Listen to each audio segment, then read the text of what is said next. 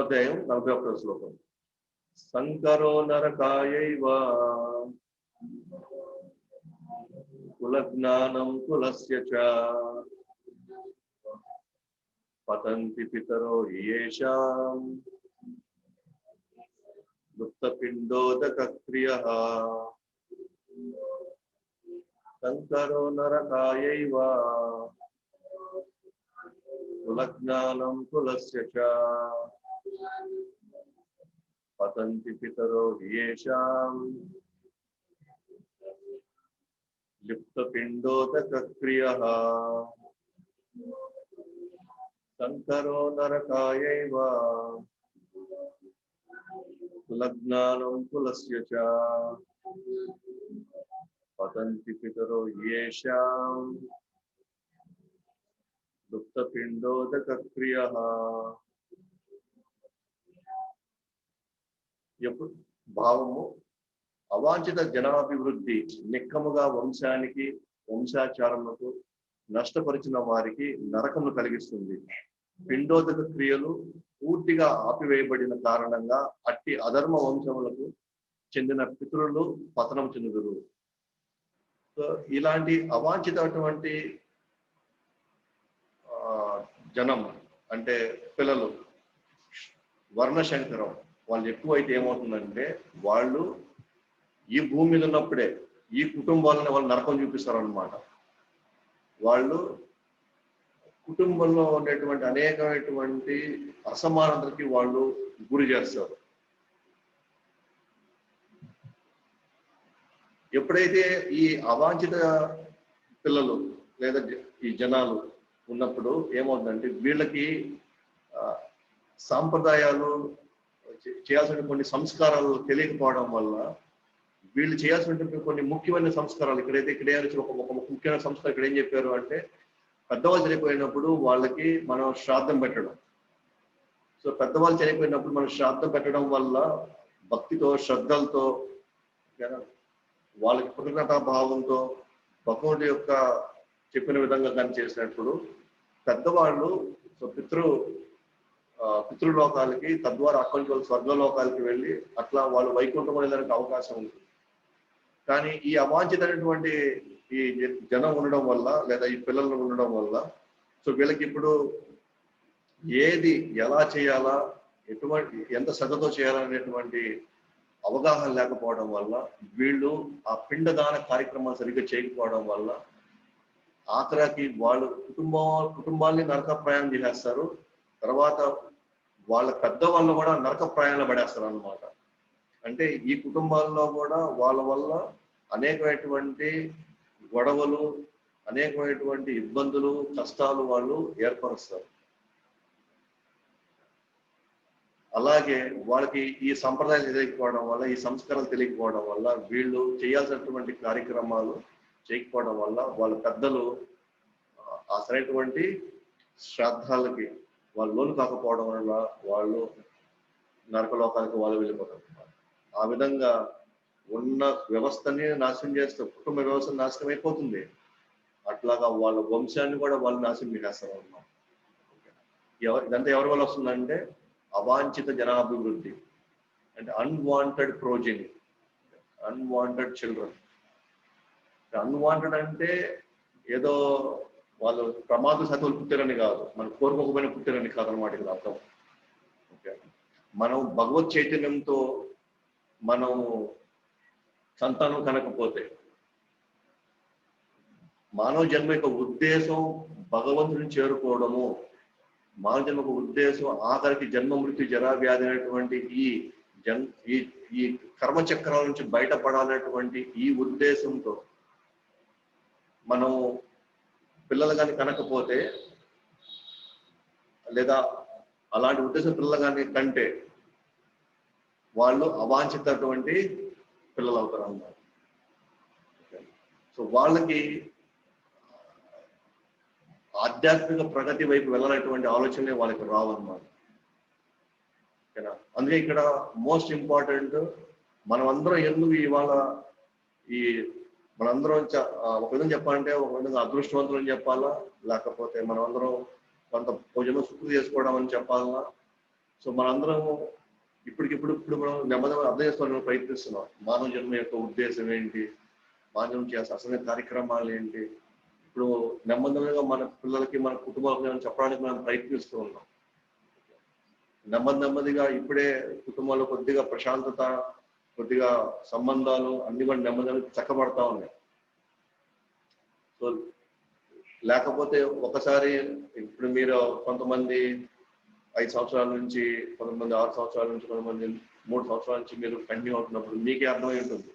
So మనం భగవత్ చైతన్యంలో మనం మన కుటుంబ వ్యవస్థను చూసుకున్నప్పుడు మన కుటుంబాలు ఎలా ఉంటున్నాయి, అలాగే ఈ కృష్ణుడిలోకి రాకముందర మన కుటుంబాలు ఎలాగున్నాయి, మన ఆలోచనలు ఎలాగున్నాయి, మనం దేని వెనకాల పరిపిస్తూ ఉన్నాము, ఏది ముఖ్యం అని చెప్పేసి మనం ఎంతో ఆరాటపడతా ఉన్నాము.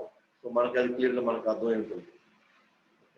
అట్లీస్ట్ ఇవి మన పిల్లలకి లేదా మన కుటుంబాలకు మనం నేర్పించడం వల్ల రేపు వాళ్ళు మనకి ఇవన్నీ భక్తి శ్రద్ధలతో మనం చేయడం వల్ల కుటుంబం బాగుండడం ఉంటుంది. మనం రేపు మనం వెళ్ళిపోయేటప్పుడు వాళ్ళు చేసేటువంటి ఈ భక్తి కార్యక్రమాలు, ఈ సంస్కారాలు మనకి ఉన్నతమైనటువంటి లోపల లేదా జన్మ కూడా రాహిత్యం మనకు జరిగేటువంటి అవకాశం ఉంటుంది అన్నమాట. సో భాష్యంలో ప్రభుపాద రాస్తారనమాట, పిండ ప్రదానం అత్యంత ముఖ్యమైనటువంటి సంస్కారం, ఆఖరి సంస్కారం. సో మన జన్మలో నా కట్ట గుర్తు 12-18 సంస్కారాలు ఉన్నాయి. గర్భధార సంస్కారం దగ్గర నుంచి, గర్భధానం అంటే ఏ చైతన్యంతో భార్యాభర్తలు కలవాలి, అక్కడి నుంచి మనం ప్రారంభిస్తే మనిషి చనిపోయేంత వరకు అన్నప్రాసన, విద్యాభ్యాసము, ఆ తర్వాత రకరకాలుగా పెళ్లి అనేది ఒక సంస్కారం.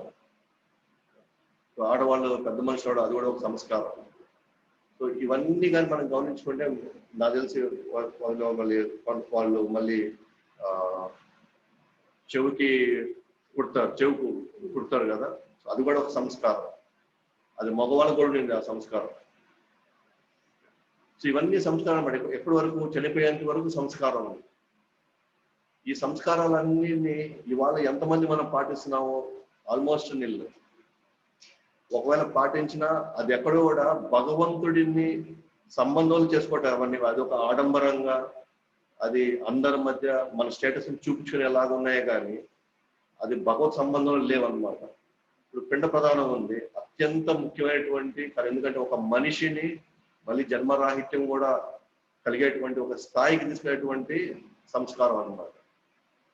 సో మనల్ని ఎంతో బాధ్యతగా మనల్ని చూసుకున్న పెంచి పోషణ తల్లిదండ్రుల్ని అంతే బాధ్యతగా వాళ్ళని ఉన్నత లోకాలకు పంపించడం మన బాధ్యత అన్నమాట. అది ఎప్పుడు అర్థవంతం అవుతుందంటే, సఫలీకృతం అవుతుందంటే ఆ కార్యక్రమం, అది ఆ పిండ ప్రధానం ఫస్ట్ వండినటువంటి ఆహారం ఫస్ట్ విష్ణుకి అర్పించడం వల్ల, సో విష్ణుకి లేదా కృష్ణుడికి అర్పించడం వల్ల తద్వారా దాన్ని మనం భగవంతు తప్పన అయిన తర్వాత నెక్స్ట్ పెద్దవాళ్ళకు పెట్టుకుంటే అవి చేయడం వల్ల ఏమవుతుంటే పితృలకు ఉపశమనం అవుతుంది.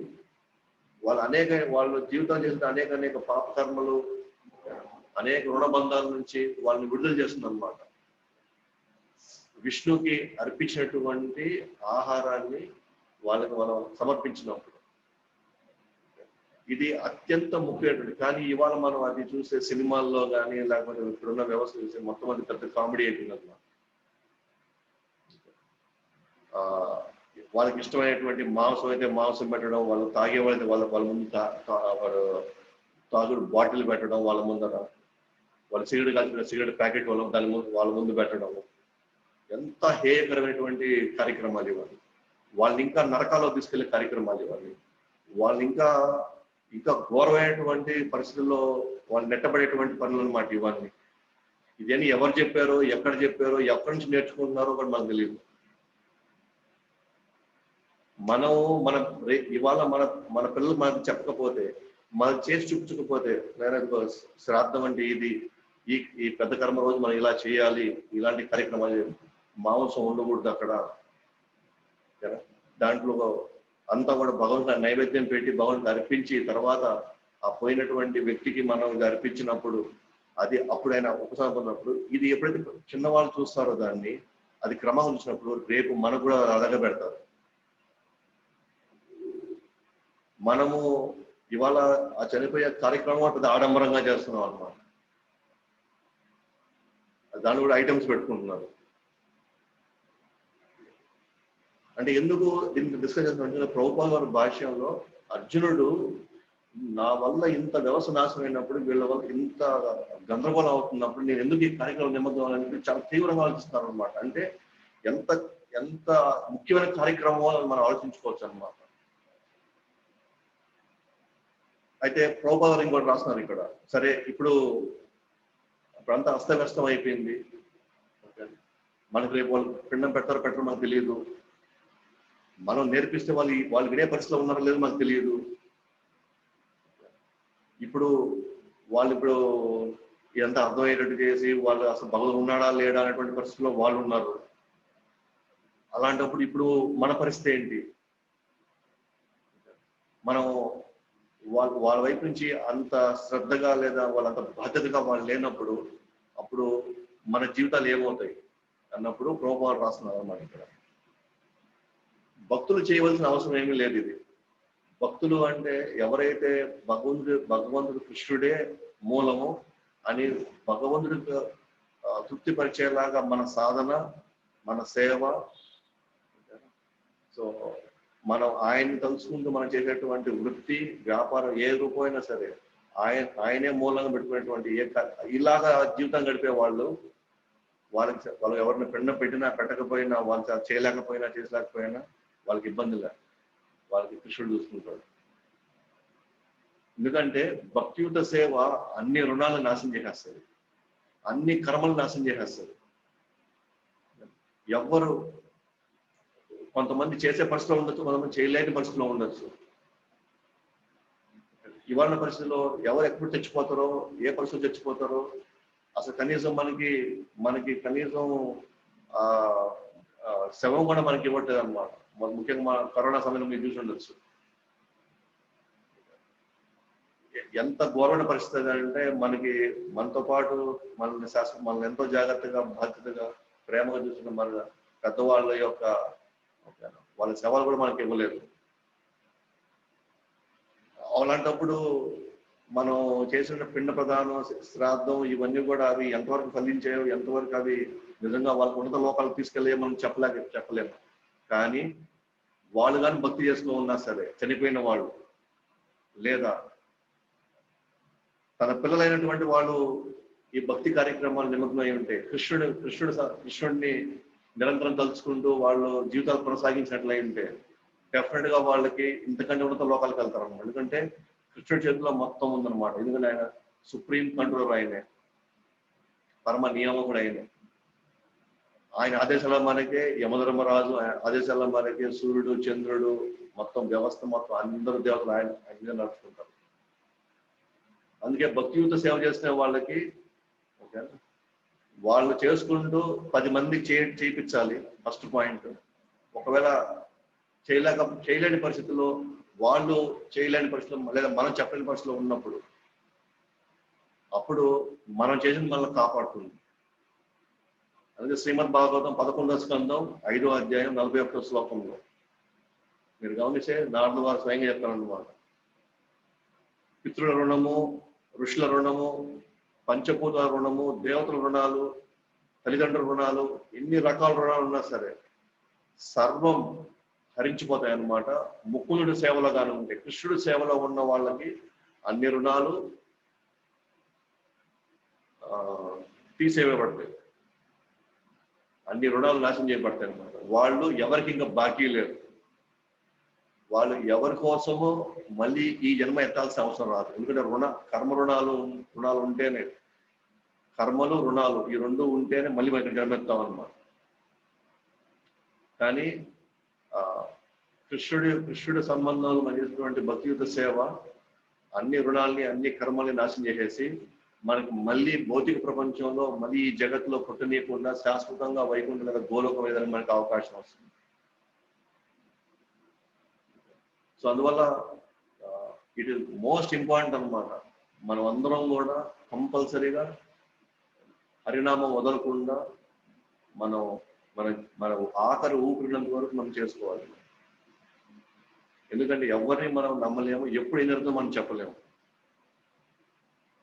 ఎవరి మీద మనం ఆశ పెట్టుకోవాలి. ఎందుకంటే ఒక్కోసారి పెద్దవాళ్ళు నాకెందుకు, నేను మా కొడుకు నాకు ఎప్పుడైనా శాతం, కానీ తండ్రి కంటే కొడుకే ముందే పోవచ్చు.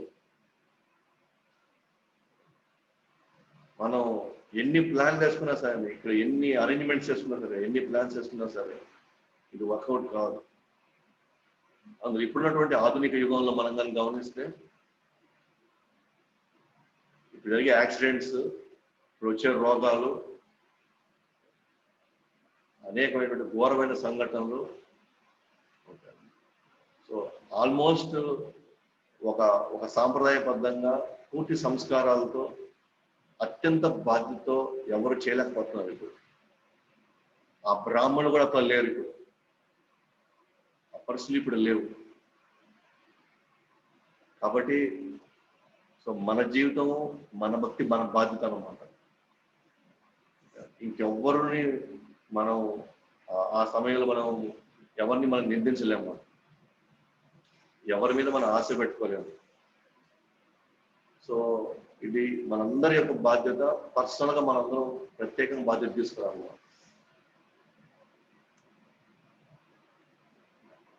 సో ఇప్పుడు 42వ శ్లోకానికి వెళ్తాం.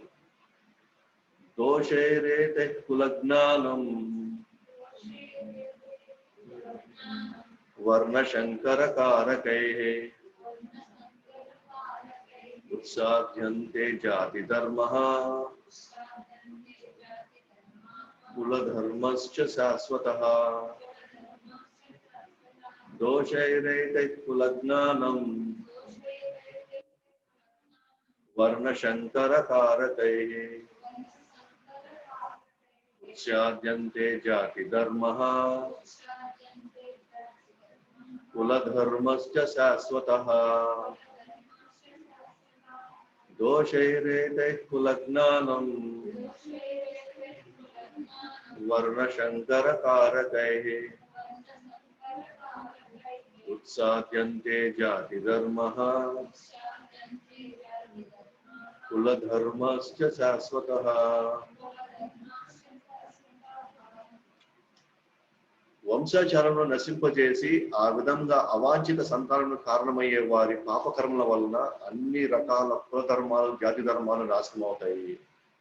సో ఇలాంటి వంశాచారాలు నశింపజేసి చేయడం వల్ల ఈ అవాంఛిత సంతానం కారణమయ్యే వారి పాపకర్మల వలన అన్ని రకాల కులధర్మాలు, జాతి ధర్మాలు అన్ని నాశనం అయిపోతాయి. అంటే వ్యవస్థ పూర్తిగా చిన్నాభిన్నం అయిపోతుంది అన్నమాట. ఇవాళ మన సమాజం ఆల్మోస్ట్ లాస్ట్ వేలాడుతూ ఉందన్నమాట. ఏదో ఇంకా కొంతమంది కొన్ని పాటించడం వల్ల. ఇంకా మీరు గమనించుకోండి, ఇంకొక 50 సంవత్సరాలు దాటితే, ఇంకొక 100 సంవత్సరాలు దాటితే, అప్పుడు ఆ సమాజంలో మనమే ఉండాల్సి వస్తే, ఆ కుటుంబంలో మనమే ఉండాల్సి వస్తే, మనకి చెప్పేవాళ్ళు లేక, మనం చెప్తే వినేవాళ్ళు లేక, మనము ఎవరి మీద ఆధారపడలేక, సో పూర్తిగా ఆందోళనలో, భయాల్లో మన జీవితాలు గడుస్తాయి. సో మనం భాషల్లోకి కానీ వెళ్తే మానవ జాతికి ముక్తే పరమ లక్ష్యంగా కుటుంబ సంక్షేమం. సో కుటుంబ క్షేమం ఎందుకు అని అంటే, ముఖ్యంగా మానవ జాతికి ముక్తే పరమ లక్ష్యంగా, అంటే మానవ జాతికి ముక్తి మెయిన్ కావాలి మనకి. అదే లక్ష్యంగా కుటుంబ క్షేమాన్ని దృష్టిలో ఉంచుకొని 4 వర్ణాలు నిర్ణయించబడ్డాయి అన్నమాట. సో మానవ జాతిని 4 వర్ణాల కింద, 4 ఆశ్రమాల కింద. ఏంటి ముఖ్య ఉద్దేశం ఏంటి? ముక్తి పొందాలి అంటే భగవంతుని చేరుకోవాలి, అది మెయిన్గా. సో కుటుంబం మొత్తం కూడా, కుటుంబంలో ఉన్న వాళ్ళందరూ కూడా, ఓకేనా, అందరూ కూడా ముక్తి చెందాలి, అందరూ కూడా భగవంతుని చేరుకోవాలి, అందరూ కూడా కృష్ణుడు మన వైకుంఠం వెళ్ళిపోవాలి. దాన్ని దృష్టిలో పెట్టుకొని 4 వర్ణాలు 4 ఆశ్రమాలు, దీన్ని మనం ఏమంటున్నాం, వర్ణాశ్రమ ధర్మం అంటున్నాం. 4 వర్ణాలు 4 ఆశ్రమాలు. ఏంటి 4 వర్ణాలు? బ్రాహ్మణ, క్షత్రియ, వైశ్య, శూద్ర.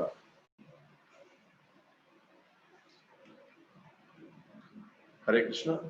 సో వర్ణ ఆశ్రమం. సో ఈ వర్ణాశ్రమ ధర్మంలో సో 4 వర్ణాల కింద 4 ఆశ్రమాల కింద. సో 4 వర్ణాలు ఏంటి అంటే బ్రాహ్మణ, క్షత్రియ, వైశ్య, శూద్ర, 4 వర్ణాలు. 4 ఆశ్రమాలు అంటే బ్రహ్మచారి, గృహస్థ, వానప్రస్థ, సన్యాస.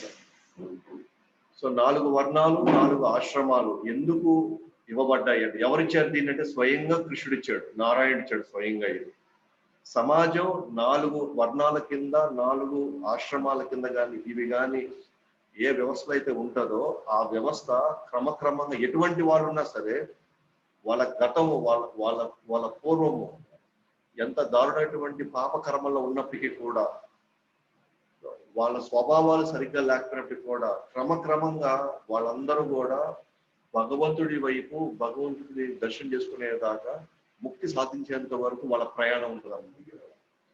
ఎటువంటి వాళ్ళైనా సరే.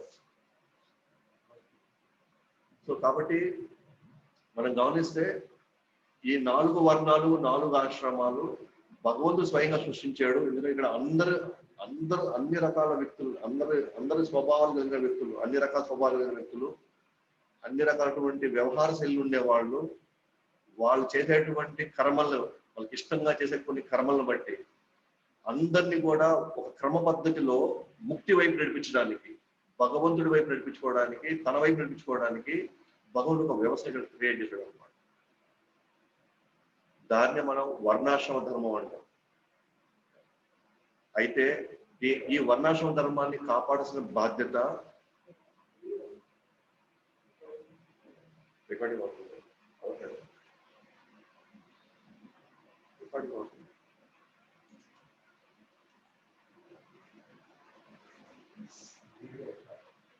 సో తల్లిదండ్రులు, గురువులు, నాయకుల బాధ్యత అన్నమాట. తల్లిదండ్రులు, గురువులు, నాయకులు.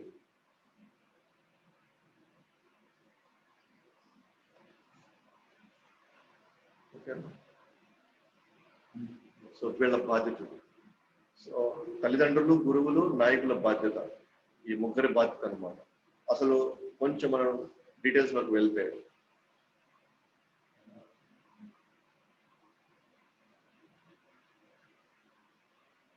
సో ఉదాహరణకి మంచి సంతానం ఏర్పడాలంటే లేదా మంచి సమాజం ఏర్పడాలంటే అతి ముఖ్యంగా ఉండాల్సింది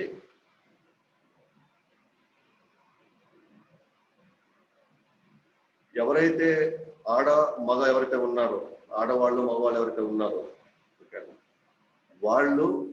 వాళ్ళ చైతన్యం అంతా కూడా మేము ఎట్లాగో గత జన్మలో మేము కొంత భక్తి చేసుకున్నాము, గత జన్మలో ఎందుకో పూర్తిగా భక్తిని మేము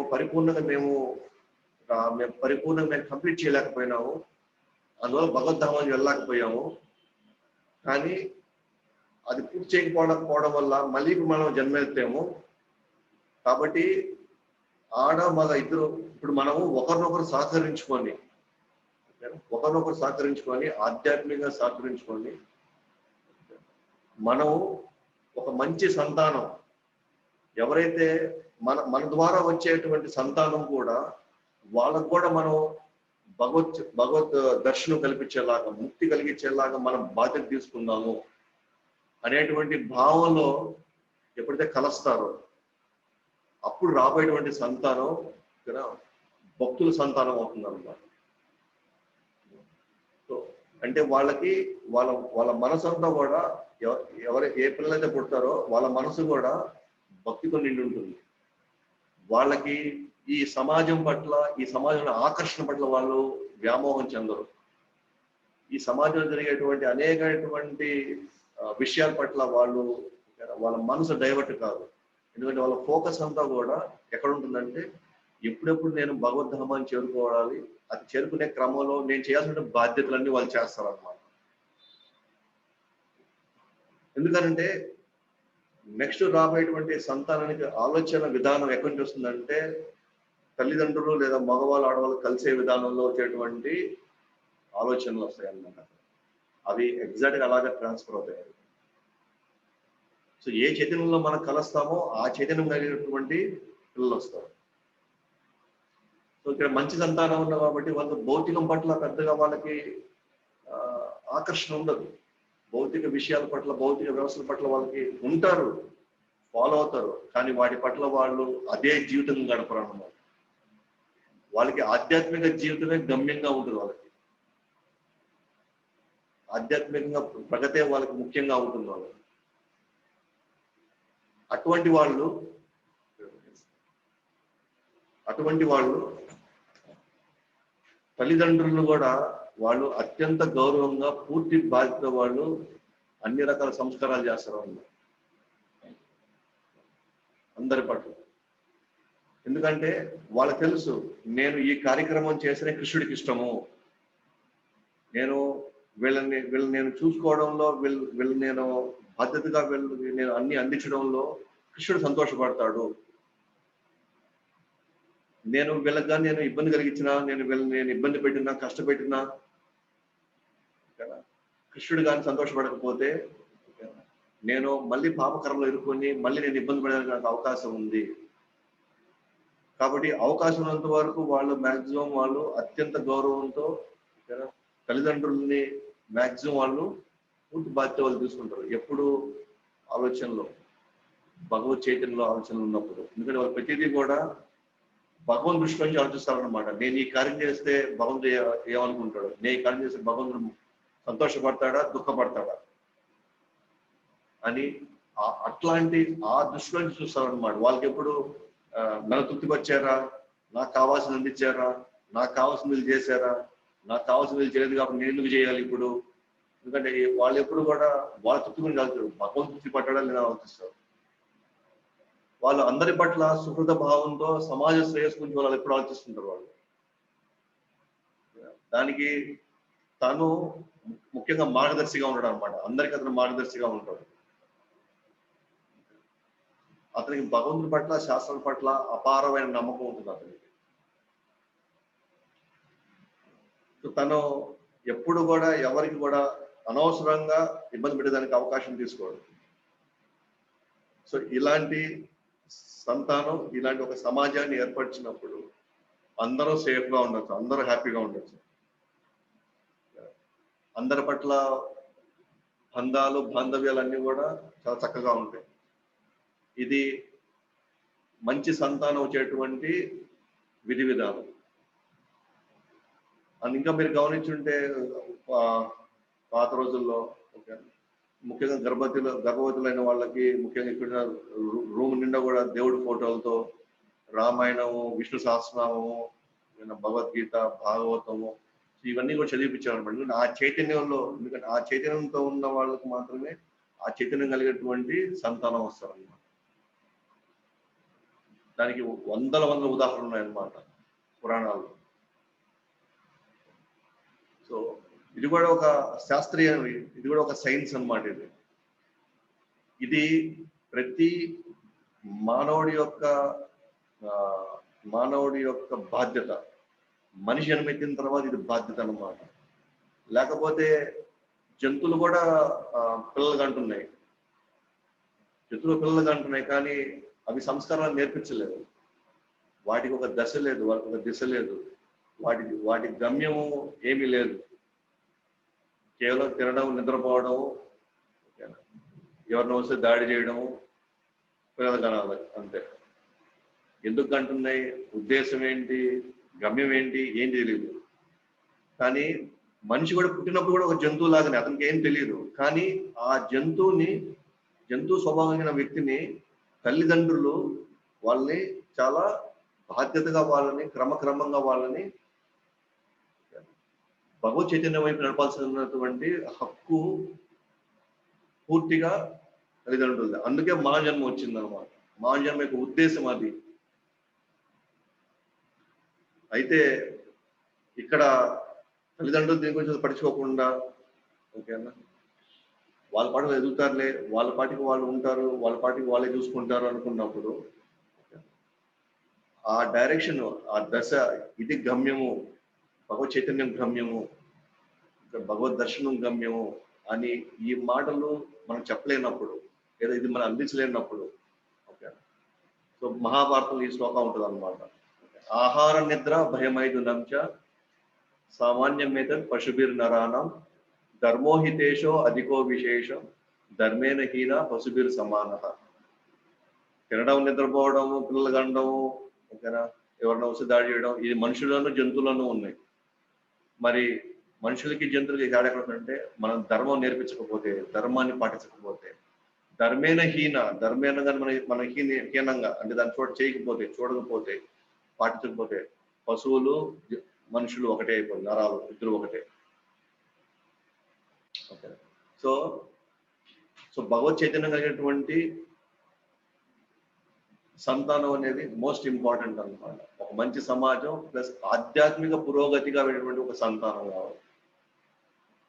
అప్పుడు సమాజ శ్రేయస్సు అద్భుతంగా, ప్రశాంతత అన్ని సమాజం ఏర్పడతాయి అన్నమాట. అయితే ఇవాళ ఉన్నటువంటి ఈ సమాజంలో మనం చూస్తాం, మనం గమనిస్తే మ్యాక్సిమం చాలా సందర్భాల్లో ఇంద్రియాలు శరీర తృప్తి ఆధారంగా కలిసినప్పుడు,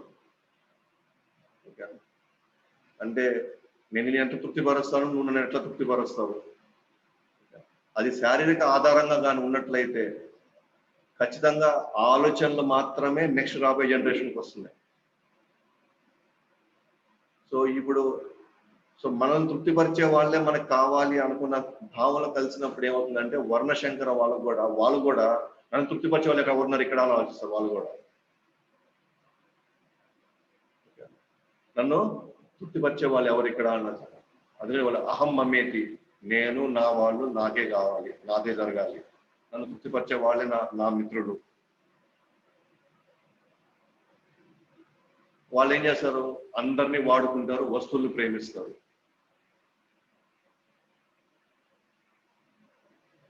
అంతే. ఎందుకంటే ఏ చైతన్యంలో మనం కలుస్తామో ఆ చైతన్యం వాళ్ళే ఏర్పడతారు. ఇప్పుడు చూడండి, నేను మన క్లాసులో చెప్పుకున్నాం ఏమండి, ధర్మంతో కూడుకున్నటువంటి పనులు చేయకపోతే, ఓకేనా, ధర్మంతో సంబంధంలో ఉన్నటువంటి కార్యక్రమాలు చేసినా అర్థం వస్తుంది, ధర్మంతో సంబంధం లేకపోయినా అర్థం వస్తుంది, అంటే డబ్బులు వస్తాయి.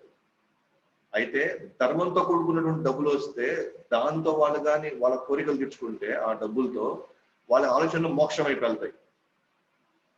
అధర్మంతో కూడుకున్న డబ్బులు కానీ వస్తే దాంతో కానీ వాళ్ళ యొక్క కోరికలు తీర్చుకుంటే వాళ్ళకి మోక్షం వైపు వెళ్ళదు, మళ్ళీ ఇంకెంత డబ్బులు సంపాదించాలని ఆలోచిస్తారు. అందుకని ఇప్పుడున్న సమాజం చూస్తే మాక్సిమం అర్థము కామం ఈ రెండింటిలోనే వాళ్ళ ఈ వ్యవస్థ అంతా నడుస్తా ఉంది. ఎంత డబ్బు సంపాదిస్తే అంత కోరికలు తీర్చుకోవాలా, ఎంత కోరికలు తీర్చుకోవడానికి అంత డబ్బులు కావాలి, మళ్ళీ ఆ సైకిల్ అలా నడుస్తూ ఉంది. ఇప్పుడు మనం గమనించవచ్చు. సో యవ్వనంలో ఈ మగ ఆడ ఫ్రీ మిక్సింగ్ అన్నమాట. అంటే ఎవరైనా ఎప్పుడైనా కలవచ్చు, ఎవరు ఎప్పుడైనా ఎలాగైనా కలవచ్చు. అండ్ ఇప్పుడున్న సొసైటీలో చెప్పంటే ఆడవాళ్ళు మగవాళ్ళు ఒకటే అన్నట్టుగా, ఒక కాన్సెప్ట్ లో ఒకటే. కానీ ఇప్పుడున్న సమాజం ఆ కాన్సెప్ట్ లో ఒకటి కాదు. ఆధ్యాత్మికంగా ఆత్మ చైతన్యం ఉన్నంత వరకు ఇద్దరు ఒకటే. కానీ శరీర లక్షణాలు వచ్చినప్పుడు, శరీర భావాలు కలిసినప్పుడు అప్పుడు కొద్దిగా డేంజర్ ఉంది అక్కడ.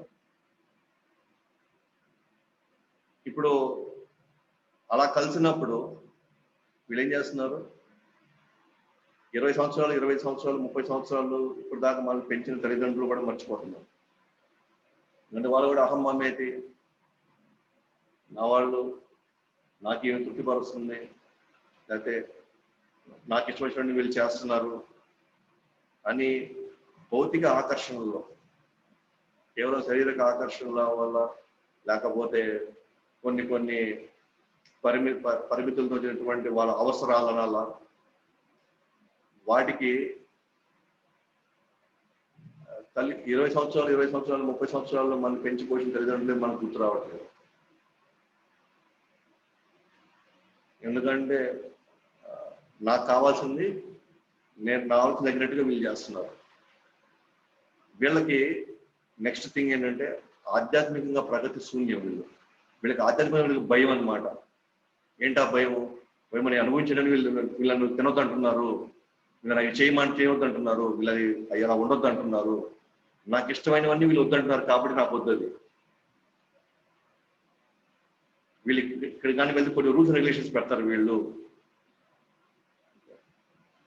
మాంసం మానేయమంటున్నారు, టీ కాఫీలు మానేయమంటున్నారు, మత్తు పానీయాలు మానేయమంటున్నారు. ఇవన్నీ మానేసి ఇంకా జీవితం ఎక్కడుంది ఇక్కడ అని వాళ్ళకి భయం పట్టుంటుంది అనమాట. ఇప్పటి నుంచి నన్ను అన్ని వదిలేయమంటే నా జీవితం ఎట్లుంటుంది? మనము అన్ని నాకు కావాలనే భావనలు మనం ఉన్నప్పుడు నువ్వు ఇది వదిలేసి ఇది మంచిది కాదు, ఎప్పటికైనా వదిలేసా అంటే వాళ్ళకి భయం వేస్తుంది అనమాట. అంటే వాళ్ళకి ఆధ్యాత్మిక ప్రగతి శూన్యం. తల్లిదండ్రులు వాళ్ళకి భారం అయిపోతారు, వాళ్ళు వృద్ధాశ్రమం చేర్పిస్తారు. సో తల్లిదండ్రులు పిల్లల్ని నన్ను ఎలాగైనా నన్ను చూస్తారని అడుక్కోవడం చాలా దీన పరిస్థితి,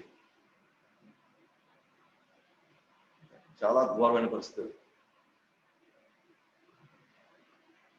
60 సంవత్సరాలు 70 సంవత్సరాలు ఇంత అనుభవం గడించి ఓకేనా, ఇంత త్యాగాలు చేసిన తర్వాత కూడా నన్ను చూసుకోరా అని అడుక్కోవడం అనేది చాలా దారుణ పరిస్థితి. కానీ ఆ పరిస్థితికి కారణం కూడా మనమే అయినాం. ఎందుకంటే మనము ధర్మాన్ని, భగవత్ చైతన్యాన్ని, మానవ జన్మ యొక్క గమ్యం ఏంటో మనం చెప్పలేకపోయినాం. ఆ రోజు మనం కూడా వాళ్ళందరికీ బాగా సంపాదించు, ఓకేనా, మంచి పొజిషన్కి వెళ్ళు అని డబ్బు మీద మనకు కనిపించినటువంటి అంత శ్రద్ధ, అందరి మధ్యలో మన స్థానం ఏం కావాలా, మన కులం ఏంది అని దీనికి పెట్టినంత శ్రద్ధ, ఓకేనా, ధర్మం పట్ల మనం పెట్టలేదు కాబట్టి వాళ్ళు కూడా ఇప్పుడు అదే విలువలు ఇస్తున్నారు. వాళ్ళు కూడా అదే డబ్బు సంపాదిస్తున్నారు, వాళ్ళు కూడా అదే అమెరికాలో ఉన్నారు, వాళ్ళు కూడా అదే చేస్తున్నారు. అందుకే ఇప్పుడు వాళ్ళు మన డబ్బుతో కొడుతున్నారు ఇప్పుడు మళ్ళీ వాళ్ళు. సో వాళ్ళకి తల్లిదండ్రులు భారం అయిపోతారు. అవసరం డబ్బులు ఇస్తాను, నువ్వు ఎవరిలో పెట్టుకోమంటున్నావు, లేదా శ్రాద్ధం కూడా మేము రాలేము, మేము డబ్బులు ఇచ్చేసి మీరు చేసుకోండి అంటున్నాం. దానికి పూర్తి బాధ్యత మాత్రం వాళ్ళు కానే కాదు, మనమే బాధ్యత. ఎందుకంటే మనం ఏ విలువలు ఇచ్చామో, ఏ విలువలు ఇస్తామో వాళ్ళు దాన్నే విలువగా పట్టుకుంటారు, దాన్నే వాళ్ళు విలువగా తీసుకుంటారు. మనం భగవత్ చైతన్యంగాన్ని ఇచ్చి, మనం భక్తిలో ఉండి భగవత్ చైతన్యంగాన్ని ఇచ్చి వాళ్ళకి ధర్మం పట్టు చెప్పుకుంటే వాళ్ళు చూడకపోయినా మనం బాధపడం. ఎందుకంటే మనకి దేవుడి మీద అపారమైన నమ్మకం. అప్పుడు మనం నన్ను చూసుకోవాలా, నన్ను ఎట్టైనా నువ్వైనా నేను అది రాసిస్తా, ఇది రాసిస్తాను నీకు, నువ్వు ఎట్లా నన్ను చూసుకోవాలా, ఇది రాసిస్తా నన్ను చూసుకోవడేమో, ఎంత భయమో అది, ఎంత ఘోరమైన పరిస్థితి అది. అంటే మనం చూసుకోవడానికి కూడా మనం లంచం ఇవ్వాలన్నమాట. చాలా దారుణమైన పరిస్థితి. అదే మనం కానీ మనం భగవత్ చైతన్యంలో ఉండి మనం భక్తి చేసుకో ఉండుంటే, మన కృష్ణ మీద అపారమైన నమ్మకం ఉంటే, మనం ఎవరి మీద ఆధారపడకుండా మనం భగవన్ మీద ఆధారపడి వాళ్ళు చూసుకోకపోయినా మనం అదే గంభీరంగా, అదే ధైర్యంగా మనం జీవితాలు ప్రశాంతంగా గడపచ్చు. సో తల్లిదండ్రులు అడుక్కోకూడదు, మనం చూసుకోవాలి మీరు అని. అలాగే పిల్లలు కూడా ఓకేనా, వాళ్ళు చెప్పాల్సిన అవసరం లేదు, వాళ్ళు బాధ్యతగా చూసుకోవాలి. ఒకరు చెప్పకూడదు, నీ నీ బాధ్యత కదా, తల్లిదండ్రులు చూసుకోండి నీ బాధ్యత కదా అని ఎవరు వాళ్ళకి చెప్పకూడదు. వాళ్ళకే వాళ్ళకి అనిపించాలి, వీళ్ళు నాకు ఇంత ఇదిగా చేసింది, నేను ఈరోజు ఇంత రావడానికి కారణం ఆ కృతజ్ఞత భావం వాళ్ళ కలిగేలాగా మన వాళ్ళకి మనం నేర్పించి, మనం వాళ్ళ అలాగ మనం ఫస్ట్ పాటించి వాళ్ళకి నేర్పించవలసిన ఉంటేనే వాళ్ళు నెక్స్ట్ వాళ్ళు చూస్తారు. లేకపోతే ఇవాళ పరిస్థితి మన కళ్ళ ముందు కనిపిస్తూనే ఉన్నాయి ఇవన్నీ కూడా కేవలము అవాంఛిత సంతానం, అంటే భగవత్ చైతన్యంలో లేనటువంటి కలయిక ఇది వస్తుంది. ఈ సైన్స్ ఇది ఇది పక్కా శాస్త్రమైంది అనమాట. అలాగే వర్ణాశ్రమ ధర్మం పాటించే వీళ్ళేది, ఇంకా ఈ స్వభావంలో ఉన్నవాళ్ళు, ఈ ఈ చైతన్యంలో ఉండేవాళ్ళు, భౌతిక చైతన్యంలో ఉండేవాళ్ళు, ఇంకా వాళ్ళ ధర్మం అర్థము కామం మోక్షం అంటే అది ఏందని అంటారు వాళ్ళు. అయితే నువ్వు చూసావా, నేను చూసానా, దీనివల్ల మనకు వచ్చేటువంటి ఏం ఉపయోగం లేదు, నేను అనుభవించేదే నాకు కావాలి ప్రస్తుతానికి. వాళ్ళు వర్ణాశ్రమ ధర్మాన్ని పాటించేదానికి కూడా వీలు లేకుండా అయిపోతారు. అంటే నేను ఒక లెక్చరర్గా నేను ఇంజనీరింగ్ కాలేజ్లో వర్క్ చేసినప్పుడు నేను కొంతమంది గురించి నేను వినేవాడిని అన్నమాట. తల్లిదండ్రులు చెప్పాల్సింది చెప్పకుండా, చేయాల్సింది చేయకుండా వాళ్ళని ఎక్కడ జాగ్రత్తగా వాళ్ళని బాధ్యతగా వాళ్ళని కొట్టో లేకపోతే తిట్టో లేకపోతే మంచిగానో చెప్పో ఎట్టయినా సరే వాళ్ళని సరిగ్గా వాళ్ళు మంచి చైతన్యంలో, అంటే మంచి స్వభావంలోకి, మంచి ఆలోచనలోకి తీసుకుని వాళ్ళు కానీ స్కూల్కి ఇవ్వకపోతే టీచర్ కూడా ఏం చేయలేడు అక్కడ. మన ఇంట్లో చేయాల్సినంత చేయాల్సినంత వాళ్ళు అన్ని గందరగోళాలు వాళ్ళకి మనం సపోర్ట్గా వాళ్ళని ఇది చేసిన తర్వాత నువ్వు టీచర్ ఇంక నీ చేతుల్లో ఉందంటే వాళ్ళ టీచర్ కూడా ఏం చేయలేడు అన్నమాట. మనం ఒక మంచి సారమైనటువంటి భూమిని మనం ఇస్తే దాంట్లో టీచరు ఒక మంచి విత్తనం వేస్తాడు అన్నమాట దాంట్లో. కానీ మంచి సారమైన భూమి కంటే మంచి సంస్కారాలతో, మంచి వ్యవహార శైలిలో అలాంటి ఒక మంచి భూమిని ఆయనకి ఇస్తే అప్పుడు ఆయన మంచి క్వాలిటీ విత్తనం వేస్తాడు. అసలు భూమే సారంగా లేనప్పుడు నువ్వు ఎంత క్వాలిటీ విత్తనం వేస్తే ప్రయోజనం ఏముంది ఇంకా. సో ఇవాళ పరిస్థితుల్లో, ఇప్పుడున్న పరిస్థితుల్లో స్కూల్స్ టీచర్స్ కూడా ఏం చేయలేరు ఇంకా. మనకు గవర్నమెంట్ ఎన్ని ఘోరమైన కంప్లైంట్స్ వస్తుంటాయి, దానికి మళ్ళీ తల్లిదండ్రులు పోయి సపోర్ట్ అనమాట మళ్ళీ వాళ్ళకి. మా వాడు ఏమని చేస్తాడండి, మీకు డబ్బులు పడేస్తున్నారు కదా మీరు అనుకుంటున్నారు.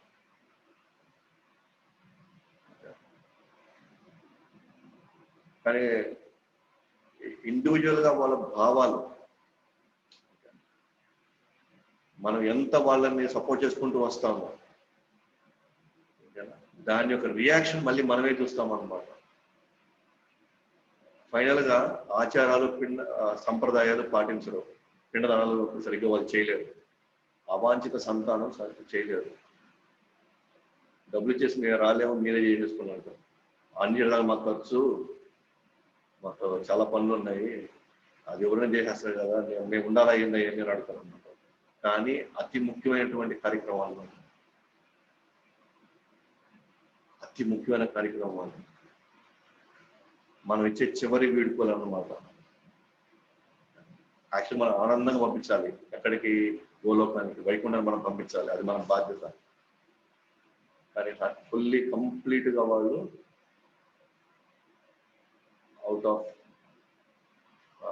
మైండ్.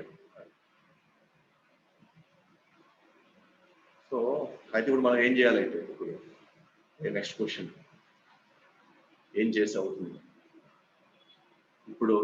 ఈ వ్యవస్థ అంతా మనం మార్చేయవచ్చా, మార్చగలమా, ఇదంతా ఇప్పుడు మళ్ళీ పరిస్థితిలోకి వస్తాయా అని అంటే ఖచ్చితంగా మనం భగవంతుని నమ్ముకుంటూ మనం చేయాల్సిన బాధ్యత మనం చేసుకుంటూ వెళ్తే, ఫస్ట్ మనం భక్తి, మన రోజు మన హరినామ హరే కృష్ణ మంత్రం మాంసం మానేసుకొని హరికథ, సేవ ఫస్ట్ మనం ఉండి మనం నేర్చుకున్నది ఇది కరెక్ట్, ఇది కాదు, ఇది మంచి, ఇది చెడు అని వాళ్ళ కథల రూపంలోనో మంచిగా వాళ్ళని కూర్చొని వాళ్ళకి నేర్పించడం ద్వారా కొంత అయితే కొంతవరకు అవకాశం ఉంటే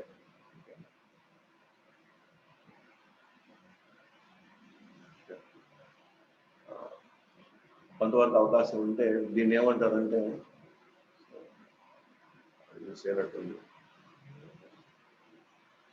దీని ఏమంటారు భాగవత్ ధర్మం అంటారు. భాగవత్ ధర్మం అంటే అన్నిటిని ఇప్పుడు మార్చలేము, అన్నిటిని మనం చేయలేము కాబట్టి ఫస్ట్ మనం చేయాల్సినటువంటి ఈ కార్యక్రమాలు చేస్తూ మనకు వాళ్ళకి రోజు చెప్పడం అన్నమాట. ఎంతవరకు వీలైతే అంతవరకు చెప్పడం, భగవంతుడి యొక్క మెయిన్ మానవ జన్మకు ఉద్దేశం చెప్పడం. రకరకాల మన దగ్గర కావాల్సిన ఇన్స్పైరింగ్ స్టోరీస్ ఉన్నాయన్నమాట. మన దగ్గర ఎన్నెన్నో భాగవతంతో నిండిపోయి ఉన్నాయి. వాళ్ళతో ఇలా రామాయణం, మహాభారతంతో క్యారెక్టర్స్తో నిండిపోయి ఉన్నాయి. సో ఇవి నెమ్మదిగా వాళ్ళకి మనం ఇస్తూ, సో వాళ్ళ చేత కూడా మనం హరే కృష్ణ మంత్రము వాళ్ళని అర్థం చేసుకొని, వాళ్ళ స్వభావం అర్థం చేసుకొని క్రమంగా వాళ్ళకి మనం అందించాలి. భాగవత ధర్మం అంటే ఇప్పుడు మనం ఏ వర్ణమో, మనం ఏ ఆశ్రమం, ఇప్పుడు అన్ని వర్ణాలు, అన్ని ఆశ్రమాలు చిన్న భిన్నం అయిపోయింది. ఈ వర్ణాశ్రమం కాన్సెప్ట్ ఇప్పుడు చెప్పాలని నాకు టైం లేదు. బట్ ఖచ్చితంగా 4th చాప్టర్ 13 శ్లోకం వచ్చినప్పుడు మళ్ళీ నేను చెప్తాను. కానీ అట్లీస్ట్ ఇప్పుడున్న పరిస్థితుల్లో అందుకే ప్రభుపాద వారు కూడా వర్ణాశ్రమ ధర్మాన్ని పూర్తిగా మనం తీసుకురాగలమా అంటే ఇప్పుడు మనం తీసుకురాలేదు. కానీ భాగవత్ ధర్మాన్ని తీసుకురావచ్చు. ఏం చేసినా కృష్ణుడు దృష్టిలో పెట్టుకొని మనం ఏ కార్యాలైనా సరే, ఏ సాధన చేసినప్పుడు మనం డెఫినెట్ గా అనుకున్నటువంటి లక్ష్యం ఏదైతే ఉందో, గోలోకానికి వెళ్ళేది లేదంటే మోక్షానికి, భగవద్ దర్శనానికి వెళ్ళేది, అది మాత్రం ఫుల్ఫిల్ అయిపోతుంది. వర్ణాశ్రమ ధర్మం పూర్తిగా నశించిపోయి ఉన్నా సరే, ఎందుకంటే వర్ణాశ్రమ ధర్మం ముఖ్య ఉద్దేశం ఏంటి? భగవత్ చింతన. ఆ భగవత్ చింతన ఇప్పుడు మనం ఏ వర్ణం అని చెప్పలేము. ఇప్పుడు మనం కులంతో పుట్టినట్టు వర్ణం అది యాక్చువల్ వర్ణం కాదు. వాస్తవానికి కలియుగంలో అందరూ శూద్ర వర్ణాలే అందరూ కూడా. ఎందుకంటే మనకి మన వ్యవహార శైలి, మన ఆలోచన విధానము, మనం నడుచుకునేటువంటి పద్ధతులు ఇవి ఏవి ఈ రోజు ఒక బ్రాహ్మణులుగా లేరు, క్షత్రియులుగా లేరు, వైశ్యులుగా లేరు. అందరం చెప్పాలంటే శూద్రుల వల్లనే ఉంది. మనం పాటించాల్సిన మినిమం థింగ్స్ పాటించట్లే మనం ఆ కులంలో పుట్టినప్పటికీ కూడా. ఓకేనా? సో అందరిది ఒకటే అన్నమాట, డబ్బు సంపాదించేసి ఓకేనా ఇంద్రియాలు తృప్తిపరచుకోవడమే అందరి ఇదంతా కూడా శూద్ర లక్షణాలు అన్నమాట. శూద్ర లక్షణాలు, శూద్రుల కంటే ఇంకా శూద్రులకి భగవత్ చింతన ఉంది. వాళ్ళ భగవతుడికి సంబంధించినట్లు వాళ్ళు చాలా గౌరవంగా వాళ్ళు కొన్ని వృత్తులు చేశారన్నమాట. చాలా గౌరవంగా వృత్తులు చేశారు శూద్రులు అంటే చాలా గొప్ప స్థాయి అది.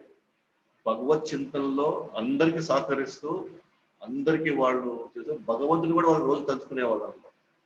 యుధిష్ఠిర కాలంలో ధర్మరాజు ఉన్న సమయంలో ఏకాదశి రోజు ధర్మరాజు ఒక వ్యక్తి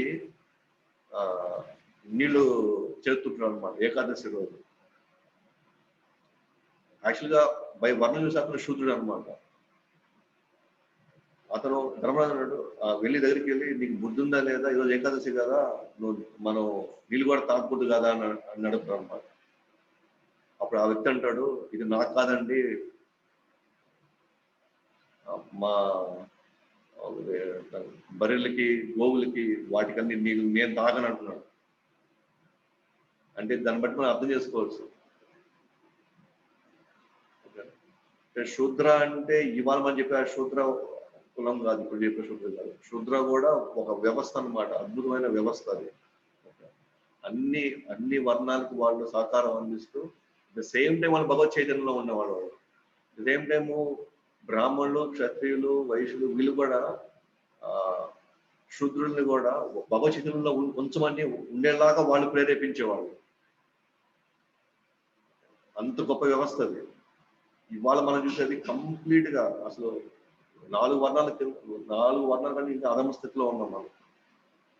అయితే మనందరి పరిస్థితి ఏంది ఇప్పుడు అని అంటే, ఒకటే ఏంటి భాగవత ధర్మం అంటే కృష్ణుని దృష్టిలో పెట్టుకొని మనం కుటుంబాలు నడపడం, కృష్ణుని దృష్టిలో పెట్టుకొని వ్యాపారాలు చేయడం, కృష్ణుని దృష్టిలో పెట్టుకొని ఉద్యోగాలు చేయడం, ఏ పని చేసినా సరే రోజు మనం సాధన చేసుకుంటూ నా లక్ష్యం ఇది కదా అని అది ఎప్పుడు దృష్టిలో పెట్టుకొని మన కార్యక్రమాలు, మన వ్యవహార శైలి, మన సంబంధాలు ఉండడం వల్ల వర్ణాశ్రమం నాశనం అయినప్పటికీ కూడా మనము భగవత్ చైతన్యంలోకి 100% వెళ్ళిపోవచ్చు అన్నమాట. మనకు దొరికిన ఈ అవకాశం ఇది మనకి. కాబట్టి వర్ణాశ్రమ ధర్మం గురించి ఇంకొంచెం డీప్ గా, ఇంకొంచెం రీజనబుల్ గా నేను ఎక్స్ప్లెయిన్ చేస్తాను 4th చాప్టర్లో. బట్ అంటే అర్జునుడు ఏదైతే ఇబ్బంది పడ్డాడో, అర్జునుడు ఏదైతే కష్టపడ్డాడో, నేను ఇలాంటి ఒక సంతానానికి నేను కారణం అవుతాను కదా, ఎందుకంటే పెద్దలు లేకపోతే ఆడవాళ్ళు ఇబ్బంది పడతారు కదా, ఆడవాళ్ళ పరిస్థితులు అయిపోతే అప్పుడు నెక్స్ట్ రాబోయే సంతానం ఇట్లా అయితే అప్పుడు సమాజం అంతా ఎట్లా అయిపోతుంది అని ఆలోచనకి నేను జస్ట్ ఈ వివరణ ఇచ్చాను అనమాట. అంటే వాస్తవానికి ఆయన అయితే పెద్దవాళ్ళు లేకపోతే అన్నారు, ఇక్కడ పరిస్థితి అంటే పెద్దవాళ్ళు ఉన్నారు కానీ వాళ్ళ చైతన్యంలో లేరు, అంతే తేడా అనమాట. పెద్దవాళ్ళు ఉండి ఆ సంప్రదాయాలు, ఆ విలువలు ఇచ్చేటువంటి ఆ చైతన్యం లేకపోతే కూడా అదే సమాజం ఏర్పడుతుంది. వాళ్ళు ఉన్నా ఒకటి, లేకపోయినా ఒకటి. అలాంటి ఒక సిచ్యువేషన్ కి ఇవాళ మనం వెళ్ళి ఇవి ఎక్స్ప్లెయిన్ చేయాల్సి వస్తుంది అన్నమాట, మనం డిస్కస్ చేయాల్సి వస్తుంది. సో అందుకనే అంటే పెద్దవాళ్ళు అయిపోయిన తర్వాత ముఖ్యంగా మనం అంటే ఒక 60 సంవత్సరాలు మన అందరికి భారం అయిపోతుంది అన్నమాట. ఎందుకంటే అప్పుడు ఎలాగో మన శక్తి లేదు, మనం పనులు చేయలేము, వాళ్ళు అనుకుంటున్నారు ఇవి ఎందుకు వేస్ట్ కదా అనుకుంటున్నాము. కానీ యాక్చువల్గా పెద్దవాళ్ళు ఎలా గౌరవపడతారంటే వాళ్ళు ఆధ్యాత్మికమైనటువంటి విలువల్ని వాళ్ళ పిల్లలకి, నెక్స్ట్ పిల్లలకి ఇవ్వడం వల్ల వాళ్ళు అనుకుంటారు ఈ పెద్దవాళ్ళు మనకు ముఖ్యం అనుకుంటారు అప్పుడు వాళ్ళు. ఎందుకంటే వీళ్ళ వల్ల వీళ్ళు బాగున్నారు, వీళ్ళ వల్ల వీళ్ళు చాలా ప్రయోజకులు అయ్యారు అనేటువంటి ఆ ఉద్దేశంతోనే వాళ్ళు మనల్ని పెట్టుకుంటారు అనమాట. కానీ కేవలం మనం అక్కడ వంట వండడానికి, బట్టలు తుక్కోవడానికి, లేదా ఆయన వాషింగ్ మెషిన్ ఉంది కదా కావాలనుకుంటాం, లేకపోతే వీళ్ళెందుకు మళ్ళీ వీళ్ళు మళ్ళీ కొత్త కొత్త కోరికలు ఉంటే వీళ్ళు మళ్ళీ కొత్త కొత్త అజమాయిషీలు వెళ్ళవి, మళ్ళీ కొత్త కొత్త వండి పెట్టాలి వీళ్ళకి, ఎందుకు వీళ్ళు మనకు భారం అనుకుంటున్నారు. అంటే మనం జస్ట్ అవసరాల మేరకే మనం ఉపయోగపడుతున్నాం అన్నమాట. ఎందుకనంటే అది మనం తెచ్చుకున్నది అదంతా. ఎందుకంటే మనం ఫస్ట్ నుంచి కూడా ఈ ఆధ్యాత్మిక సంబంధించినటువంటి విషయాలు కానీ, ధర్మంతో కూడినటువంటి విషయాలు కానీ మనం ఎప్పుడు డిస్కస్ చేయాలి. అది ఇప్పుడు ఎందుకు లేదంటే మనకు అవసరం లేదు, మనకి ప్రస్తుతానికి మనం సమాజంలో మంచి పేరు ఉండాలి కదా, సమాజం మనకు బాగా సంపాదన ఉండాలి కదా, ఆ విధంగా సమాజంలో మనకు గౌరవం ఎక్కువ కావాలి కదా అని వాటిని ఎక్కువ మనం ఇచ్చాము. కానీ రైట్ టైంలో ఇవి ఇవ్వకపోవడం వల్ల అల్టిమేట్గా నెక్స్ట్ రాబోయే జనరేషన్ కూడా మనకి ఎగ్జాక్ట్గా అదే మనకు తిరిగిస్తున్నాం మనకి. సో నేను మాట్లాడినవి కొన్ని కఠినంగా ఉండొచ్చు, కొంచెం కష్టంగా ఉండొచ్చు, కానీ అది వాస్తవం అన్నమాట. సో దీనికి పూర్తి బాధ్యత వహించాల్సింది ఇంకెవరో కాదు, మనం గురుస్థానంలో తీసుకున్న వాళ్ళు, నాయకులు. నెక్స్ట్ మంచి గురువు రావాలి, నెక్స్ట్ మంచి నాయకుడు అని ఎక్కడి నుంచి వస్తారు? మళ్ళీ ఈ సంతానం నుంచి వీళ్ళు తయారవ్వాలి కదా. మళ్ళీ ఈ వ్యవస్థ నెక్స్ట్ మంచి వ్యవస్థ తయారవ్వాలంటే ఒక మంచి ఇంజనీరు, మంచి డాక్టర్లు, ఎవరు మంచి వాళ్ళు తయారవ్వాలని ఎక్కడి నుంచి స్టార్ట్ అవుతుంది? మళ్ళీ మంచి సంతానం నుంచి స్టార్ట్ అవుతుంది. మళ్ళీ మంచి విలువలతో కూడిన సంతానం నుంచి స్టార్ట్ అవుతాయి. మళ్ళీ ఎక్కడి నుంచో బయట నుంచి రావు కదా, అంటే మళ్ళీ కుటుంబ వ్యవస్థల నుంచి మళ్ళీ రావాలి. ఆ కుటుంబ వ్యవస్థలన్నీ కూడా మళ్ళీ భగవత్ చైతన్యంలో ఉన్నప్పుడు మాత్రమే ఇవన్నీ సాధ్యం అవుతాయి అన్నమాట. అందుకనే మనం గమనిస్తే ఉదాహరణలో పరాశరముని సత్యవతితో కలిసినప్పుడు, పరాశరముని దైవ చింతన కలిగిన వాడు, నిత్యం వచ్చినటువంటి సంతానం వ్యాసుడు.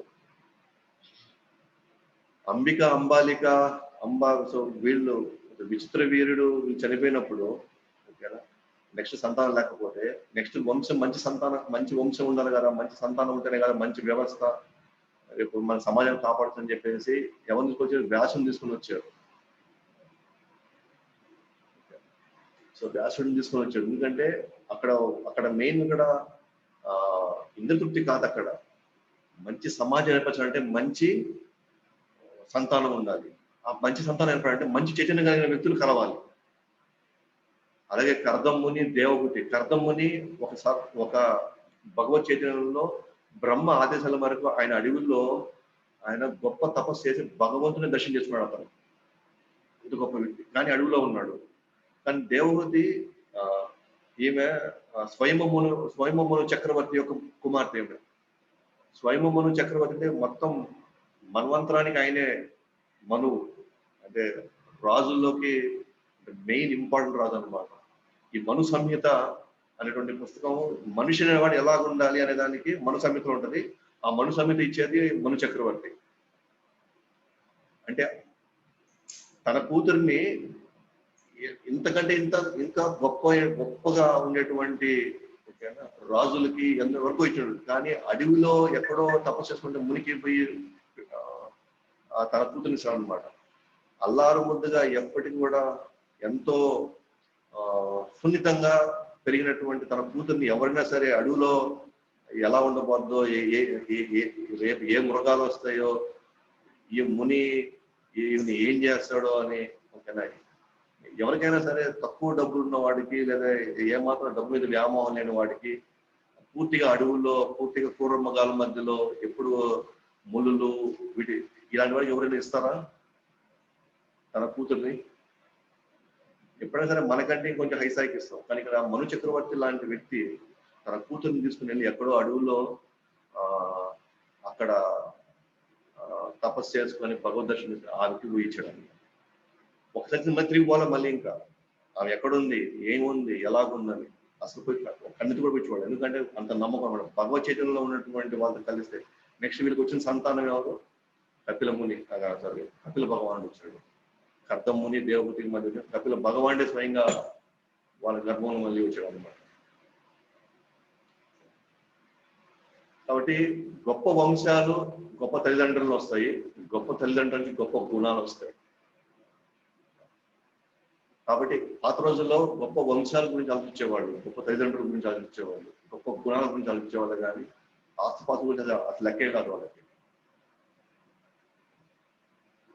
అందుకే మనం ఎప్పుడైనా మనం గమనించుకుంటే పాత రోజుల్లో first and foremost important thing ఏంటంటే వాళ్ళ గుణాలు ఏంటి, ఫస్ట్ వాళ్ళు దేనికి విలువలు ఎక్కువ ఇస్తున్నారు, ఎటువంటి వాటికి విలువలు ఇస్తున్నారు. సో దాని మీద వాళ్ళు ఎక్కువ వెళ్ళేవాళ్ళు. ఆస్తిపాస్తులు కర్మ వల్ల వస్తుంటే పోయేటప్పుడు పోతా ఉంటాయి. మన కర్మకి రావాలంటే వస్తాయి, మన కర్మకి పోవాలంటే పోతా ఉంటాయి. అది మోస్ట్ ఇంపార్టెంట్. బట్ ఒక వంశం నిలబడాలంటే, ఒక మంచి సమాజం ఏర్పడాలంటే, ఆ సమాజం వల్ల మనం భగవత్ చైతన్యంలో మనం భగవద్ దర్శనంకి వెళ్ళాలంటే అలాంటి మంచి సంతానంలో నుంచి మనకి అలాంటి ఒక అవకాశం వస్తుంది అన్నమాట. సో కాబట్టి ఈ ఉదాహరణలన్నీ మనం ఎందుకు మాట్లాడుకునే వాళ్ళంటే, ఒక వ్యవస్థ, ఒక కుటుంబం ఆధ్యాత్మికంగా ప్రగతి చెందాలంటే మనం ఖచ్చితంగా మనం భగవంతుడి యొక్క మళ్ళీ ఈ జన్మ మృత్యు జరా వ్యాధి ఈ చక్రం మనం పడకుండా ఉండాలంటే ఇట్ ఈస్ అవర్ రెస్పాన్సిబిలిటీ అన్నమాట, మన బాధ్యత. కాబట్టి ఇవాళ మనం ఆ వర్ణాశ్రమంలోకి మనం వెళ్ళగలమంటే ఖచ్చితంగా మనం వెళ్ళలేము. కానీ ఇప్పటికైనా సరే మనం అందరం మన కుటుంబాల్లో ఒక్కొక్కరు ఒక్కొక్క స్థాయిలో ఉంటారు. ఇప్పుడు మనం కొందరు తాతయ్య స్థాయిలో ఉన్నారు, కొంతమంది అమ్మమ్మ స్థాయిలో ఉన్నారు, కొంతమంది తండ్రి స్థానంలో ఉన్నారు, కొంతమంది భార్య స్థానంలో ఉన్నారు, భర్త స్థానంలో, రకరకాల స్థానంలో ఉన్నారు. బట్ అందరం కలిసి మనం ఫస్ట్ మనం ఈ విషయాన్ని అర్థం చేసుకోవాలి. సో మనం ఏ విధంగా మన మీద ఆధారపడ్డ వాళ్ళని మనం ఏ విధంగా వాళ్ళకి ఇవి నేర్పించడానికి మనం ప్రయత్నించాలి. మన తెలివితేటలు, మన శక్తియుక్తులు, మన సామర్థ్యాలు మొత్తం మానవుడికి ఇచ్చిన ప్రతి మంచి ఏమంటారు గుణాలు కావచ్చు, లక్షణాలు, ఇవన్నీ దేనికి ఉపయోగించాలి, తెలివితేటలను దేనికి ఉపయోగించాలంటే ఇలాంటి ఒక మంచి వ్యవస్థని లేదా మంచి కుటుంబ దయానికి అందరికీ మనిషి రూపంలో ఈ తెలివితేటలు, ఈ ఆలోచన విధానం, ఈ వ్యవహార శైలి మనకి ఇచ్చింది. సో మనం అందరం కూడా బాధ్యతగా మనం అధికారం చేయగలిగితే నిజంగా దానివల్ల సమాజం కాదు, ఫస్ట్ మనం ఇప్పుడు హ్యాపీగా ఉంటాము, వెళ్ళిపోయేటప్పుడు హ్యాపీగానే వెళ్ళిపోతాం అన్నమాట. లేకపోతే ఈ కుటుంబాన్ని మనం నరకం చూస్తాము. పోయేటప్పుడు కూడా మన నరకం అయిపోయి వెళ్తాం మరి పూర్తిగా దాన్ని ఏమంటారు ఎప్పుడు ఏదో ఒక ఆందోళనతో భయాలతో నిస్సహాయస్థితిలో మన నుంచి మనం వెళ్ళిపోతాం అన్నమాట. ఉన్నప్పుడు మనం బాగుండేది లేదు, వెళ్ళిపోయినప్పుడు బాగుండేది లేదు. కానీ భాగవత ధర్మాన్ని మనం కానీ తీసుకొని ఇప్పుడు కానీ మనం స్టార్ట్ చేస్తే ఇప్పుడు బాగుండడానికి మ్యాక్సిమం ట్రై చేస్తాం, వెళ్ళిపోయేటప్పుడు మళ్ళీ హ్యాపీగానే వెళ్ళిపోతాం. అది కొద్దిగా లేట్ అయింది. సో మీకు ఏమైనా క్వశ్చన్స్ ఉంటే మీరు అడగచ్చు. శ్రీల ప్రభుపాద్కి జయ, అనంత కోటి వైష్ణవుడికి జయ, జగద్గురు శ్రీల ప్రభుపాద్కి జయ, గౌర్ ప్రేమానందే హరి హరి.